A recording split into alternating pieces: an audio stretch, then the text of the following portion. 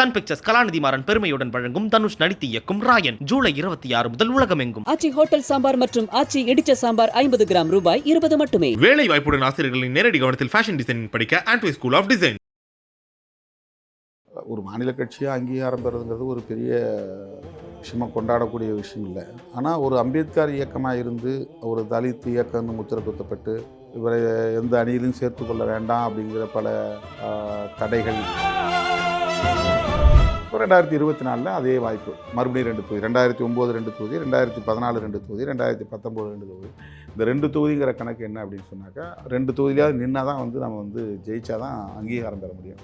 இந்த முறை நாங்கள் ஒவ்வொரு தடவை நாங்கள் 5 தொகுதி தான் கேட்குறோம். 5 தொகுதி எம்பி தொகுதியை பொறுத்தவரையிலும் அவ்வளோ எளிதாக ஒரு மெகா கூட்டணியில் அவ்வளோ வாங்க முடியாது. ஆனால் சீமான் மாதிரியானவங்க காங்கிரஸுக்கெல்லாம் 10, அண்ணன் திருமா அண்ணன் அவருக்கு எவ்வளோ ஓட்டு இருக்குது, ஓட்டு பலம் இருக்குது, எவ்வளோ அமைப்பு பலம் இருக்குது. காங்கிரஸ் பெரிய கட்சியா, விடுதலை சிறுத்தைகள் பெரிய கட்சி? அந்த கூட்டணியில் இருக்கிறதே வலுவான ஒரே கட்சி விடுதலை சிறுத்தைகள். இப்போ 4 பேர் எம்எல்ஏ ஆக முடியுதுன்னா அடுத்து ஒரு 10 பேர் கூட ஆகிறதுக்கான வாய்ப்பு இருக்குங்கிற ஒரு இது இருக்குல்ல.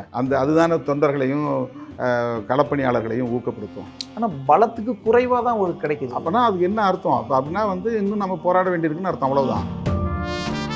26ல் விஜய் ப்ளஸ் சீமான் ப்ளஸ் திருமா அப்படி ஒரு ஸ்ட்ராட்டஜி வைக்கிறாங்க. இந்த ஸ்ட்ராட்டஜி வைக்கிறவங்க டிஎம்கே அணியை வீழ்த்தணும்னு நினைக்கிறவங்க பண்ணுறாங்க. இப்போ டிஎம்கே அணியை பாதுகாக்கிறதுடைய நோக்கம் கிடையாது. அவங்களுடைய ஒரே நோக்கம் திமுக அணியை பலவீனப்படுத்தினா தான் அவங்க கால் ஊன்ற முடியுங்கிறது. ஆனால் விசிகாவை இப்போ வளர்க்கும்ல, விஜய் ப்ளஸ் சீமான் ப்ளஸ் திருமானா. நான் என்னுடைய தனிப்பட்ட வளர்ச்சிங்கிறத விட இந்த நாட்டின் பாதுகாப்பு முக்கியம், மக்களுடைய பாதுகாப்பு முக்கியம், நான் பேசக்கூடிய அரசியல் பாதுகாப்பு முக்கியம். அந்த ஐடியாலஜிங்கிறது ரொம்ப முக்கியமானது. அதை நான் பிரைமரியாக பார்க்குறேன். நாளைக்கு எம்ஜிஆருக்கு நடந்த மாதிரி விஜய் வர்றது அவருக்கு அந்த வாய்ப்பு உருவாக்காதா? ஒரு கரிஸ்மேட்டிக்கான ஒரு பர்சன். அதுக்கு பிறகு எத்தனை பேர் முயற்சி பண்ணி பார்த்து போயிட்டாங்க. எம்ஜிஆருங்கிறது வேறு, அந்த காலத்தில் இருந்த மக்கள் மனநிலையும் வேறு. அதிமுக ப்ளஸ் விசிகா, எடப்பாடி ப்ளஸ் திருமா அப்படி ஒரு காம்பினேஷன் கூட சொல்கிறாங்கல்ல. அதெல்லாம் ஒரு உள்நோக்கத்தோடு பேசக்கூடிய விஷயங்களாக இருக்க தவிர அது தமிழ்நாட்டினுடைய நலன் கருதி சொல்லப்படக்கூடிய ஒரு விஷயமா இல்லை. நம்ம இப்போ பொசிஷன் என்ன சார்? அது நாங்கள் இப்போ ஒரு கூட்டணியில் தொடர்றோம், அவ்வளோதான். இப்போ போய் இந்த கொஷினே தேவையில்லாத ஒரு கொஷின். இது எல்லா திசையிலிருந்து ஆனால் இதை நோக்கி தானே வருது. திருமா இந்த பக்கம் வந்துட்டா, திருமா அந்த பக்கம் வந்துட்டா. அவங்களுக்கு ஒரு நோக்கம் இருக்குல்ல. நான் தனியாக இருந்தால் நீங்கள் கேட்கலாம், இல்லை கூட்டணியில் இருக்கும்போதே இந்த பார்வை இருக்குன்னா இப்போ அதனுடைய நோக்கம் என்ன? கணவனும் மனைவியும் மகிழ்ச்சியான நேரத்தில் விவாகரத்தை பற்றி பேசுகிற மாதிரி தான் இருக்குது. உதாரணம் சொல்கிறேன். நம்ம கட்சியிலிருந்தே கூட இப்போ ஆதவர்ஜுனா, சங்கத்தமிழ் மாதிரியானவங்க ஏன் திரும்ப முதல்வராகக்கூடாது அல்லது துணை முதல்வராகக்கூடாது, இல்லை அதெல்லாம் அமைச்சர்கள் இங்கிருந்து வரக்கூடாது? ஆசை. எனக்கு பிரதமராகணும்னு தான் ஆசை. எனக்கு முதல்வர், அவங்களாம் முதல்வர்னு நினைக்கிறாங்க. எனக்கு பிரதமராகணும்னு ஆசை இருக்குது. அங்கீகாரம், மாநில அங்கீகாரம் விடுதலை சிறுத்தைகள் கட்சி பெற்றிருக்கு. அதற்கு கலாட்டா நிறுவனத்தின் சார்பில் வாழ்த்துக்கள். இந்த நெடும் பயணம் அங்கீகாரத்தை நோக்கி நகர்ந்தது. இது எந்த அளவுக்கு ஊக்கமாக இருக்குது, எந்த அளவுக்கு நகர்றதுக்கு வாய்ப்புள்ள ஒரு விஷயமா இருக்கும்? ஒரு மாநில கட்சியாக அங்கீகாரம் பெறுறதுங்கிறது ஒரு பெரிய விஷயமாக கொண்டாடக்கூடிய விஷயம் இல்லை. ஆனால் ஒரு அம்பேத்கர் இயக்கமாக இருந்து ஒரு தலித் இயக்கம்னு முத்திரை குத்தப்பட்டு இவரை எந்த அணியிலும் சேர்த்து கொள்ள வேண்டாம் அப்படிங்கிற பல தடைகள் தாண்டி ஒரு அணியில் சேர்றது, மூப்பனார் அணியில் சேரும்போதே தடைகள் இருந்துச்சு. மூப்பனாரோட பயணிக்கிறதுலே பெரும் தடைகள் இருந்துச்சு. மக்கள் நல கூட்டணியிலே பல கடுமையான தடைகள் இருந்துச்சு. நாங்களும் சேர்ந்து உருவாக்கின அணி மக்கள் நல கூட்டணி. அந்த மக்கள் நல கூட்டணியிலேயே நான் பயணிக்கிறதுல எவ்வளோ ஹர்டல்ஸ் இருந்துச்சுங்கிறது எனக்கு தான் தெரியும். அந்த மேற்கு மாவட்டங்கள்லாம் நான் பிரச்சாரத்துக்கே வரக்கூடாதுங்கிற அளவுக்கு இருந்துச்சு. மேற்கு மாவட்டத்தில் நம்ம இயக்கம் நேரடியாக எந்த பிரச்சனையும் தலையில்லை. தலித்துகள் எந்த பிரச்சனை பண்ணாலும் அதுக்கு திருமாவளவன் தான் பொறுப்புன்னு அவங்க ஒரு ஒரு ஸ்டேட்மெண்ட் கொடுக்குறாங்க. அவங்க எல்லாம் திருமாவளவனை தானே லீடராக பார்க்குறாங்க. இவர் இயக்கம் பண்ணலை, ஆனால் அங்கே பண்ணுறவங்கெல்லாம் இவரை தான் மானசீகமாக ஏற்றுக்கிட்டு இருக்கிறாங்க. இப்படி தான் விளக்கமே சொன்னாங்க. எங்கள் ஏரியாவிலே இவர் பேச வேண்டாம்லாம் தடுத்த ஏரியா இருக்குது மக்கள் நல கூட்டணியிலே. ஓகே, அவ்வளோ ஹர்டில்ஸு. அப்படி ஒவ்வொரு அங்குலமாக பல தடைகளை தாண்டி, பல நெருக்கடிகளை கடந்து, பல அவமானங்களை தாங்கி அப்படி தான் இந்த பயணத்தை நாங்கள் வந்திருக்கிறோம். அப்போ நான் 2006 ஜெயலலிதா அம்மாவோட கூட்டணி சேர்ந்தப்போ நாங்கள் தனி சின்னத்தில் நின்னால் தான் அங்கீகாரம் பெற முடியும்னு நான் பேச தொடங்கினேன். 2001 நான் பேசலை. டிஎம்கேட கூட்டணியில் இருக்கும்போது ஏன் நீங்கள் ரெட்டலையில் நிற்கக்கூடாதுன்னு கேட்டப்போ எம்என் தான் கேட்டார், நடராஜன் கேட்டார். இல்லைனா நாங்கள் தனியாக நின்று ஜெயிச்சோம்னா நாங்கள் அங்கீகாரம் வாங்கிடுவோம், ஒரு மாநில கட்சியாக இருப்போம், எங்களுக்கு சொந்தமாக ஒரு சின்னம் கிடைச்சிடும். அப்போ தொடங்கினது நான் 2006 அப்படி சொல்லி தான் 8 தொகுதி தமிழ்நாட்டில், 9 தொகுதி தமிழ்நாட்டில், ஒரு தொகுதி 2 தொகுதி பாண்டிச்சேரியில் வாங்கினோம். 2011 கலைஞர்கிட்ட நிற்கும்போது மெழுகுவர்த்தி சின்னத்தில் நின்று நினைக்கிறேன் 2011. அப்போ 2G வேவில் எங்களுக்கு வந்து ஒரு பெரிய எல்லாருக்குமே பெரிய அடி. அப்போவும் கலைஞர்கிட்ட வந்து இதுதான் நான் சொன்னேன், எனக்கு வந்து நீங்கள் குறைஞ்சது ஒரு 15 தொகுதியாக கொடுத்தா தான் நான் வந்து ஒரு 10 தொகுதியாக ஜெயிக்க முடியும், அல்லது 7 தொகுதியாக ஜெயிக்க முடியும். மினிமம் 7 ஜெயிச்சா தான் அங்கீகாரம் கிடைக்கும் தமிழ்நாட்டு எண்ணிக்கை பார்க்கும்போது. அதனால் வந்து அப்பவும் அவர்கிட்ட சொல்லிட்டா தான் வாங்கினேன். அவர் உதவி சொல்லினா உங்களுக்கு ஈஸியாக ஜெயிச்சிடலாம் அப்படின்னு கூட அட்வைஸ் பண்ணார். இல்லைங்கய்யா நாங்கள் தனித்து நிற்க விரும்புகிறோம். 2014 நாங்கள் தனியாக தேர்தலில் நிற்க வேண்டியதாகி போச்சு. 2014 டிஎம்கே தான். அப்போ 2 தொகுதி கொடுத்தாரு. நான் இது சொல்லி தான் கேட்டேன். 2 தொகுதி கொடுத்தாரு விழுப்புரம். அப்புறம் 2 தேர்தலையும் நாங்கள் தனிச்சின்னத்தில் நின்னோம். நான் ஸ்டாரில் 2009 தனிச்சின்னத்தில் நின்னோம். ஸ்டார், அவரும் ஸ்டார், ஜஸ்டிஸ் சாமிதுரை. அப்போயும் நான் வந்து அதை சொல்லி தான் 2009 2 சீட்டு வாங்கினோம். நான் சிதம்பரத்தில் ஜெயிச்சிட்டேன். இங்கே 2000 ஓட்டில் நான் போயிடுச்சு. அப்போவே நாங்கள் வந்து அங்கீகாரம் வாங்கியிருப்போம். 2009 ஸ்டார் சின்னத்தில் 2 தொகுதியிலும் ஜெயிச்சிருந்தோம்னா அப்போவே அங்கீகாரம் கிடச்சிருக்கும். 2009 2000 ஓட்டில் ஸ்லிப் ஆயிடுச்சு. 2011 பெரிய அடி. 2014 மோதிரம் சின்னத்தில் நின்னோம். அப்போ எனக்கு 2 தொகுதி கொடுத்தாரு. அப்போ திருவள்ளூரில் நான் இங்கே நின்று 2 பேரும் தனி சின்னத்தில் தான் நின்னோம். ஆனால் 2ம் தோற்றுட்டோம். அதுவும் வந்து திமுகவுக்கு அப்போ வந்து 2G ஒரு எதிராக இருந்துச்சு மக்கள் மத்தியில். 2016 நாங்கள் மக்கள் நல கூட்டணி போயிட்டோம். அப்போ வந்து பெரிய வெற்றி வாய்ப்பு இல்லை. வெறும் 80 ஓட்டில் 87 ஓட்டில் நான் வந்து காட்டுமன்னார்களில் தோற்று போயிட்டேன். 2019 முதல் முறையாக நாங்கள் வந்து மறுபடியும் தனிச்சின்னத்தை தான் நிற்போம்னு திமுகவில் 2 தொகுதி வாங்கி முயற்சி பண்ணோம். அப்போ வந்து முடியல. ஒரு தொகுதி உதவி நின்னோம், ஒரு தொகுதி நான் பானை சின்னத்தில் முதல் முறையாக பானை சின்னத்தில் நின்று ஜெயித்தேன். இப்போ 2024 அதே வாய்ப்பு, மறுபடியும் 2 தொகுதி. 2009 2 தொகுதி, 2014 2 தொகுதி, 2019 2 தொகுதி. இந்த 2 தொகுதிங்கிற கணக்கு என்ன அப்படின்னு சொன்னாக்கா, 2 தொகுதியாவது நின்னா தான் வந்து நம்ம வந்து ஜெயிச்சா தான் அங்கீகாரம் பெற முடியும்.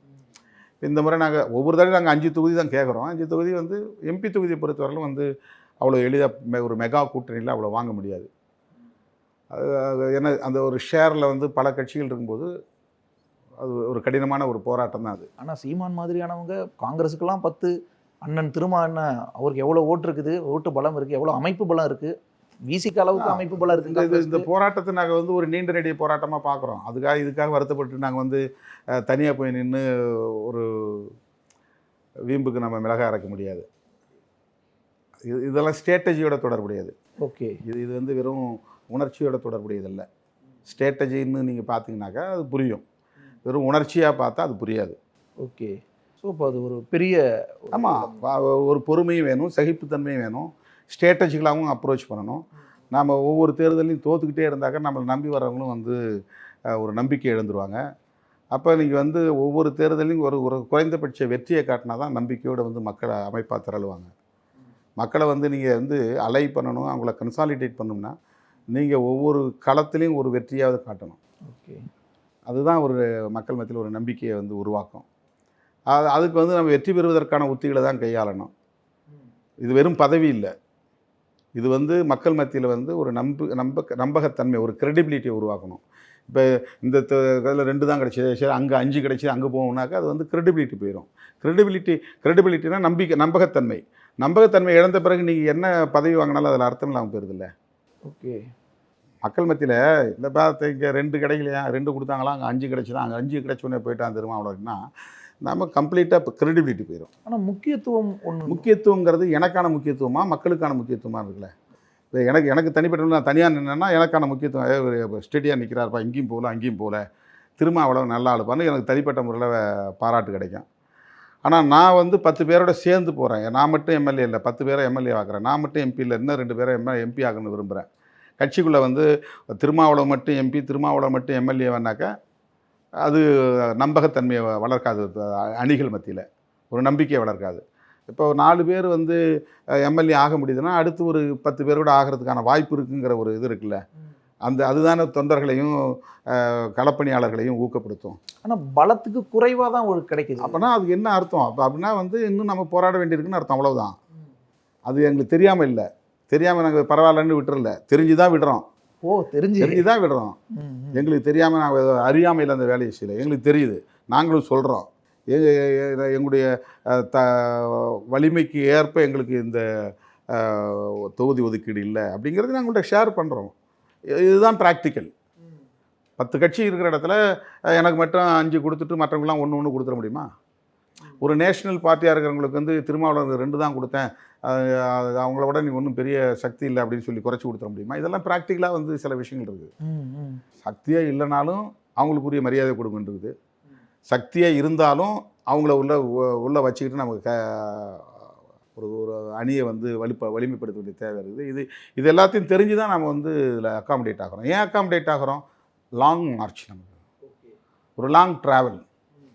அந்த அந்த அந்த பயணத்தில் வெற்றிகரமான பயணமாக நீங்கள் போய்கிட்டே இருந்தால் தான் அடுத்தடுத்து நீங்கள் லைவில் இருக்க முடியும். இது வந்து ஒரு ஸ்ட்ராட்டஜிக்கல் அப்ரோச்சே தவிர இது வந்து ஏமாளித்தனமாக இருந்து விட்டு கொடுத்துட்டோம், கிடைச்சது போதுன்னு நினச்சிட்டு ரொம்ப அறியாமையில் வந்து நம்ம இதை வந்து இழந்து நிற்கிறோம் அப்படின்னு யாராவது கணக்கு போட்டாங்கன்னா அது அவங்களுடைய புரிதல், அவ்வளோதான். எனக்கு தெரியும் என்னுடைய வலிமை, எனக்கு தெரியும் எப்போ நான் எமர்ஜ் ஆவேன்னு, எனக்கு தெரியும் என்னுடைய சக்தி எப்போ வந்து இன்னும் பூஸ்ட் ஆகும் அப்படின்னு. அதெல்லாம் மதிப்பீடு செஞ்சு தான் நான் பயணப்படுறேன். இந்த லாங் மார்ச்சில் 26ல் விஜய் ப்ளஸ் சீமான் ப்ளஸ் திருமா அப்படி ஒரு ஸ்ட்ராட்டஜி வைக்கிறாங்க. இந்த ஸ்ட்ராட்டஜி வைக்கிறவங்க டிஎம்கே அணியை வீழ்த்தணும்னு நினைக்கிறவங்க பண்ணுறாங்க. இப்போ டிஎம்கே அணியை பாதுகாக்கிறதுடைய நோக்கம் கிடையாது. ஆனால் இந்த அணி தான் வந்து ஒரு பெரிய ப்ரொடெக்ஷன். அந்த சனாதன சக்திகள் இங்கே கால் ஊன்ற விடாமல் தடுக்கிறதுக்கு ஒரு பெரிய ப்ரொடெக்ஷன். அவங்களுடைய ஒரே நோக்கம் திமுக அணியை பலவீனப்படுத்தினா தான் அவங்க கால் ஊன்ற முடியுங்கிறது தான். அவங்களுடைய வந்து பிரைமரி அஜெண்டாவே திமுக அணியை பலவீனப்படுத்தி உடைச்சி சிதற விட்டால் தான் அவங்க இங்கே உள்ள நுழைஞ்சி ஒரு செகண்ட் பிளேஸ்க்காவது வர முடியும், அவங்க கால் ஊன்ற முடியும் அப்படின்னு அவங்க நினைக்கிறாங்க. ஆனால் அது விசிக்காவை இப்போ வளர்க்கும்ல, விஜய் ப்ளஸ் சீமான் ப்ளஸ் திருமானா. நான் என்னுடைய தனிப்பட்ட வளர்ச்சிங்கிறத விட இந்த நாட்டின் பாதுகாப்பு முக்கியம், மக்களுடைய பாதுகாப்பு முக்கியம், நான் பேசக்கூடிய அரசியல் பாதுகாப்பு முக்கியம், அந்த ஐடியாலஜிங்கிறது ரொம்ப முக்கியமானது. அதை நான் பிரைமரியாக பார்க்குறேன். எனக்கு இன்றைக்கி தற்காலிகமாக பதவி கிடைக்கலாம், தற்காலிகமாக 4 பேர் வந்து கூடுதலாக போகலாம், அது வந்து ஒரு தற்காலிகமான விஷயம். ஆனால் அதையும் தாண்டி ஐடியாலஜி ரொம்ப முக்கியமான விஷயம். இப்போ நான்லாம் இந்த முடிவு எடுக்கலைன்னு சொன்னாக்க இந்த தேர்தலே பிஜேபி 4-5 இடத்துலையே வர்றதுக்கு வாய்ப்பு இருக்குது தமிழ்நாட்டில். அதை தடுக்கிறதுக்கான ஒரு உத்தியை தான் கையாண்டுருக்குறோம். அது தடுக்கிறது உத்தியில் வந்து ஒரு பொதுநலன் இருக்குது, என்னுடைய தனிநலன் இல்லை. அதில் அல்டிமேட்டாக நம்ம 2016 யோசிச்சது ஒரு கூட்டணி அரசு அமைக்கிறது, எல்லா கட்சிகளும் சேர்ந்து ஒரு, அதை நான் 2015 பேசினேன். 26 அதுக்கான வாய்ப்பு. ரைட்டு அதுக்கான வாய்ப்பு வந்தால் இன்னும் அதுக்கான காலம் இருக்குது. அது ஒன்றும் அவசரப்பட வேண்டிய அவசியம் இல்லை. நம்ம கட்சியிலிருந்தே கூட இப்போ ஆதவர்ஜுனா, சங்கத்தமிழன் மாதிரியானவங்க ஏன் திரும்ப முதல்வராகக்கூடாது அல்லது துணை முதல்வராகக்கூடாது, இல்லை அமைச்சர்கள் இங்கிருந்து வரக்கூடாது ஆசை. இப்போ எனக்கு பிரதமராகணும்னு தான் ஆசை. எனக்கு முதல்வர், அவங்களாம் முதல்வர்னு நினைக்கிறாங்க, எனக்கு பிரதமராகணும்னு ஆசை இருக்குது. அவங்க ஏன் ஆசையை புரிஞ்சிக்காம சங்கத்தமிழன் அதையும் சொன்னார், ஏன் பிரதமராகக்கூடாதுன்னு. பிரதமராக ப்ராக்டிக்கலாக பார்க்கணும்ல, ஆசைப்பட்டால் போதுமா? நான் ஒருத்தன் ஐஏஎஸ் ஆகணும்னு ஆசைப்பட்றேன், பட் ஐஏஎஸ் ஆகணுனாக்கா அதுக்கு ஒரு ப்ராக்டிக்கல் எக்ஸ்பீரியன்ஸ் தேவைப்படுதில்ல, அதுக்கு ஸ்டஃப் தேவைப்படுதில்ல. இப்போ அது மாதிரி வந்து நம்ம வந்து தமிழ்நாட்டில் முதலமைச்சர் ஆகணும்னா நீங்கள் ஒரே ஒரு விஷயம் சிம்பிளாக சொல்கிறேங்க. தமிழ்நாட்டில் வந்து திமுக, அதிமுக இந்த 2 கட்சிகளை தவிர அனைத்து வாக்குச்சாவடிகளிலும் பூத் கமிட்டியை போடக்கூடிய சக்தி பெற்ற கட்சி எத்தனை சொல்லுங்கள்? அதுதான் கட்சி தமிழ்நாட்டுக்குள்ள. வேட்பாளர் எத்தனை பேர்னாலும் நீங்கள் நிற்பாட்டலாம். ஒரு சட்டமன்ற தொகுதியில் வந்து 2000 பூத் இருக்குது, ஒரு நாடாளுமன்ற தொகுதியில் வந்து ஒரு 5000 பூத் இருக்குன்னு சொன்னால் அந்த பூத்தில் ஒரு பூத்துக்கு கமிட்டி போடணும், கமிட்டியில் 10 பேர் போடணும், 10 பேர் வந்து கேடராக நிற்கணும். அங்கே ஒவ்வொரு பூத்துலேயும் நீங்கள் ஆள் போடணும். எக்ஸப்ட் டிஎம்கே ஏடிஎம்கே தவிர தமிழ்நாட்டில் யாராலும் இதை போட முடியாது. அப்போ நாம் வந்து ஆசைப்பட்டால் போதுமா? தமிழ்நாட்டில் உள்ள அனைத்து வாக்குச்சாவடிகளிலும் 10 பேர் கொண்ட கமிட்டியை போடக்கூடிய அளவுக்கு உங்களுக்கு கிராஸ் ரூட்டில் ஒரு பார்ட்டி ஸ்ட்ரக்சர் இருக்கணும். தலைமை சொல்லாமலே அவங்க வந்து இறங்கி வேலை செய்யணும், மக்கள்கிட்ட போகணும். அது எலக்டோரல் பாலிட்டிக்ஸ் ரொம்ப முக்கியமான விஷயம். அது வெறுமனே நேரடியாக வந்து ஒரு நன்மதிப்பை பெற்றலாம் வந்துட முடியாது. அதெல்லாம் வந்து ரொம்ப கரிஷ்மா லீடருக்கு தான் அது முடியும். ரொம்ப எம்ஜிஆர் மாதிரி, ஜெயலலிதா மாதிரி நீங்கள் ஃபீல்டு ஒர்க்கே பண்ணாமல், ஊருக்கெல்லாம் போகாமல், கொடி ஏற்றாமல், கூட்டம் போட்டு மக்களை திரட்டி பேசாமல், வயிறு வலிக்க கத்தாமல் வந்து கையை காட்டினா மக்கள் ஓட்டு போடுவாங்க, ஆட்சி வந்துடலாம். அது கரிஷ்மேட்டிக் லீடருக்கு இந்திரா காந்திக்கு இருந்துச்சு, காமராஜருக்கு இருந்துச்சு, எம்ஜிஆருக்கு இருந்துச்சு, கலைஞருக்கு இருந்துச்சு. அந்த மாதிரி கரிஷ்மேட்டிக் லீடர். ஒரு இவ்வளவு எதிர்ப்பை மீறி தொடர்ந்து ஜெயிச்சவர் கலைஞர். எப்படி ஜெயிச்சார்? அவர் வந்து முதலமைச்சராக பொறுப்பேற்ற காலத்திலிருந்து அல்லது திமுக தலைவராக பொறுப்பேற்ற காலத்திலிருந்து அவருக்கு எதிரான வேலைங்கிறது தொடர்ந்து நடந்துருச்சு. அவர் சாகரவரில் நடந்துருச்சு. ஆனால் அவர் ஒரு தேர்தல் கூட அவர் வீழ்த்த முடியலையே. இவ்வளவு எதிர்ப்புக்கு மத்தியில் தொடர்ந்து 5 முறை ஒரு முதலமைச்சராக உட்காந்து போயிட்டாரு. அது எப்படி சாத்தியமாகுது? அதுக்கு சாத்தியம் என்னென்னா, கிராஸ் ரூட் லெவலில் அவங்களுடைய பார்ட்டி ஸ்ட்ரக்சர் வந்து எலக்டோரலாக இருக்குது. மக்களோட வந்து கனெக்டடாக இருக்காங்க. அவங்க வெறுமனே ஆசைப்பட்டால் வந்துட முடியாது. திமுகவுக்கு தலைவராகிட்டதுனாலே ஒரு முதலமைச்சராக இல்லை. அந்த பார்ட்டி ஸ்ட்ரக்சர் இப்படி இருக்குது. நாளைக்கு எம்ஜிஆருக்கு நடந்த மாதிரி விஜய் வர்றது அவருக்கு அந்த வாய்ப்பு உருவாகாதா? ஒரு கரிஸ்மேட்டிக்கான ஒரு பர்சன். அதுக்கு பிறகு எத்தனை பேர் முயற்சி பண்ணி பார்த்து போயிட்டாங்களே. எம்ஜிஆர் நேரடியாக என் வாரிசுன்னு சொன்னார். பாக்கியராஜாவில் ஒன்றும் பண்ண முடியலையே. டி ராஜேந்தர் ஓஹோன்னு பீக்கில் இருந்த நேரத்தில் கட்சி ஆரம்பித்தார். அது எங்கே போச்சுன்னே தெரியலையே. நடிகராக இருந்தவர்கள. அதுக்கு பிறகு விஜயகாந்த் வந்தார். ஒரு எதிர்க்கட்சி தலைவர் லெவலில் அது முடிஞ்சு போச்சு. சரத்குமார் சுப்ரீம் ஸ்டார்னு கிளம்புனார். அவர் கட்சி ஆரம்பித்தார். அது போய் இன்றைக்கி பிஜேபியிலே கரைஞ்சி போச்சு. எம்ஜிஆருங்கிறது வேறு. அந்த காலத்தில் இருந்த மக்கள் மனநிலையும் வேறு. ஆடியன்ஸ் வந்து என்ன மாதிரியான பொலிட்டிக்கல் அண்டர்ஸ்டாண்டிங்கோட இருக்காங்க. சிரஞ்சீவியால முடியல. ஆனால் பவன் கல்யாண் இன்னைக்கு துணை முதல்வராகி உட்காந்துட்டாங்கல்ல ஆந்திராவில். ஸோ அது ஸ்ட்ராட்டஜி. ஓகே, சிரஞ்சீவி இன்னும் கொஞ்சம் பொறுமையாக இருந்திருந்தாருன்னா அவர் தான் பெரிய சக்தியாக இருந்திருப்பார். டக்குன்னு அவர் முடிவு பண்ணி போய் காங்கிரஸில் சேர்ந்துட்டார். காங்கிரஸில் சேர்ந்தானா அவர் கதை முடிஞ்சுது.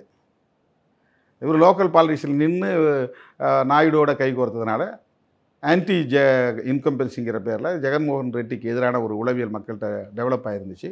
ஈஸியாக அடிச்சு வந்துட்டார்.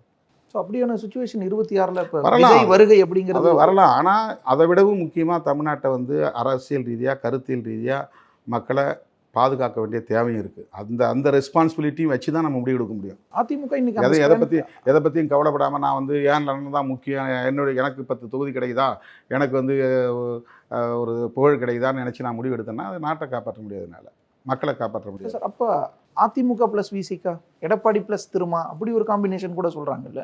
அதெல்லாம் வந்து ஒரு உள்நோக்கத்தோடு பேசக்கூடிய விஷயங்களாக இருக்க தவிர அது வந்து தமிழ்நாட்டினுடைய நலன் கருதி சொல்லப்படக்கூடிய ஒரு விஷயமா இல்லை. ஸோ அதில் அந்தந்த ஸ்ட்ராட்டஜி அவங்கவுங்களுக்கு அவங்களுக்கான ஒரு அஜெண்டாவில் இருந்து பேசுகிற விஷயங்கள் அது. நான் அந்த மாதிரி அஜெண்டாவுக்குள்ளே ஈல்டாகிற ஆள் இல்லை. நம்ம இப்போ பொசிஷன் என்ன சார்? அது நாங்கள் இப்போ ஒரு கூட்டணியில் தொடர்றோம், அவ்வளோதான். இப்போ போய் இது இந்த கொஷினே தேவையில்லாத ஒரு கொஷின். இது ஏன்னா ஒரு கூட்டணியில் இருக்கிறோம், அந்த கூட்டணியில் தொடர்றோம். இப்போ நீங்கள் 26 என்ன முடிவு பண்ண போகிறீங்கிற கேள்வி வந்து ரொம்ப என்ன சொல்கிறது, பொருத்தமில்லாத கேள்வி. எல்லா திசையில் இருந்து ஆனால் இதை நோக்கி தானே வருது. திரும்ப இந்த பக்கம் வந்துட்டா, திரும்ப அந்த பக்கம் வந்துட்டா. அவங்களுக்கு ஒரு நோக்கம் இருக்குல்ல. நான் ஏன் இப்போ நான் தனியாக இருந்தால் நீங்கள் கேட்கலாம், இல்லை கூட்டணியில் இருக்கும்போதே இந்த பார்வை இருக்குன்னா இப்போ அதனுடைய நோக்கம் என்ன? ஓகே, எனக்கு அப்படி ஒரு நெருக்கடி உருவாகலை. ஓகே, எனக்கு கூட்டணிக்குள்ளே இந்த கசப்பும் இல்லை, கூட்டணி விட்டு வெளியேறக்கூடிய நெருக்கடி எனக்கு உருவாகலை. அப்படி இருக்கிற நேரத்தில் அவங்க சொன்னாங்கனாக்கா சரி, நான் வெளியேற நேரத்தில் அவங்க சொல்கிறாங்க அப்படின்னு நான் அதை புரிஞ்சுக்கலாம். அப்படி இல்லாத நேரத்தில் பேசுகிறாங்கன்னா அதனுடைய பொருள் என்ன? கணவனும் மனைவியும் மகிழ்ச்சியான நேரத்தில் விவாகரத்தை பற்றி பேசுகிற மாதிரி தான் இருக்குது. அது உதாரணம் சொல்கிறேன். உங்கள் கண்ணுக்கு 2 பேரும் சந்தோஷமாக தான் இருக்கிறாங்க. ஏன் போய் நீங்கள் எப்போ விவாகரத்து பண்ண போகிறீங்கன்னு ஏன் கேட்குறீங்க? எங்களை போய் வந்து இது ஒரு உதாரணத்துக்கு புரியுதுக்காக சொல்கிறேன். நாங்கள் எல்லாம் ஒரு 8 கட்சி 10 கட்சி இன்டாக்டாக ஒரு ஒருமித்த கருத்தில் போயிட்டுருக்கோம். எங்களுக்கு கூட குறைய சீட்டு ஷேரில் பிரச்சனைகள் இருக்கலாம். அது மட்டுமா அரசியல்? சீட் ஷேரில் இருக்கக்கூடிய பிரச்சனைகள் மட்டுமா அரசியல்? இப்போ இந்தியா கூட்டணியை உருவாக்குறதுக்கு நாங்கள் எடுத்துக்கிட்ட முயற்சி எதுக்காக? 28 கட்சியில் ஒன்றா சேர்ந்தோம். இல்லைனா இன்றைக்கி 99-100 சீட்டு இன்றைக்கி காங்கிரஸ் வந்திருக்க முடியாதுல்ல. இந்தியா கூட்டணின்னு ஒரு கான்செப்ட் தானே அந்த ஒரு இதை அவருடைய ஜோடா யாத்திரை ஒரு புறம் இருந்தாலும் கூட இந்த இந்தியா கூட்டணிங்கிற கான்செப்ட் தான் இந்த 234 தொகுதி வெற்றி. ஒரு வலுவான எதிர்க்கட்சி இன்றைக்கி பல கட்சிகள் சேர்ந்த ஒரு எதிர்க்கட்சி அணி. Sir correct.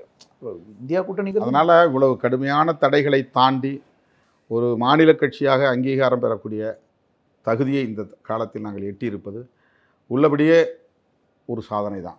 அப்படி தான் நான் வந்து மகிழ்ச்சி அடைகிறேன். அப்படிப்பட்ட ஒரு வாய்ப்பு வழங்கிய தமிழ்நாட்டு மக்களுக்கு, குறிப்பாக சிதம்பரம் விழுப்புரம் தொகுதியை சார்ந்த வாக்காளர் பொதுமக்களுக்கு இந்த நேரத்தில் நன்றி சொல்ல கடமைப்பட்டு இருக்கிறேன். முதலாக சிதம்பரம் தொகுதியிலே இந்த தேர்தல் வன்முறையில் பாதிக்கப்பட்ட ரத்தம் சிந்திய தோழர்களுக்கு இந்த அங்கீகாரத்தை நான் காணிக்கையாக்குகிறேன். நன்றி சார், நன்றி. உங்களுடைய நீங்கள் பண்பு. சன் பிக்சர்ஸ் கலாநிதி மாறன் பெருமையுடன் வழங்கும் தனுஷ் நடித்து இயக்கும் ராயன் ஜூலை 26 முதல் உலகமெங்கும். ஆச்சி ஹோட்டல் சாம்பார் மற்றும் ஆச்சி இடிச்ச சாம்பார் 50 கிராம் ரூபாய் 20 மட்டுமே. வேலை வாய்ப்புடன் ஆசிரியர்களின் நேரடி கவனத்தில் ஃபேஷன் டிசைனிங் படிக்க ஆண்ட்வே ஸ்கூல் ஆஃப் டிசைன்.